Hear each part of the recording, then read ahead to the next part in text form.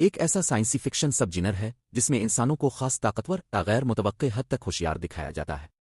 اکثر ان کہانیوں میں انسان خلائی مخلوق سے مختلف ابرتر نکلتے ہیں، ٹیکنالوجی نہ ہونے کے باوجود عقل اور ہمت سے جیت جاتے ہیں، دشمنوں کو حیرت میں ڈال دیتے ہیں کہ یہ انسان آخر کیا چیز ہے۔ ایک پرامن خلائی نسل زمین پر آتی ہے تاکہ انسانوں کو قابو میں کرے۔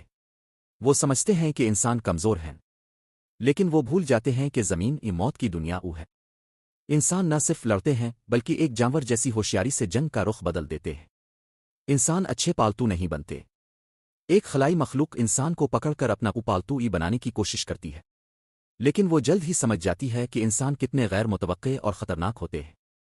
کہانی مزاحیہ بھی ہے اور سوچنے پر مجبور بھی کرتی ہے۔ میرے دادا جہاز بن گئے، ایک جذباتی کہانی جس میں ایک انسان کا دماغ موت کے بعد ایک خلائی جہاز کے AI میں منتقل ہو جاتا ہے۔ وہ اب بھی اپنی نسل کی حفاظت کر رہا ہے بطور ایک مشین۔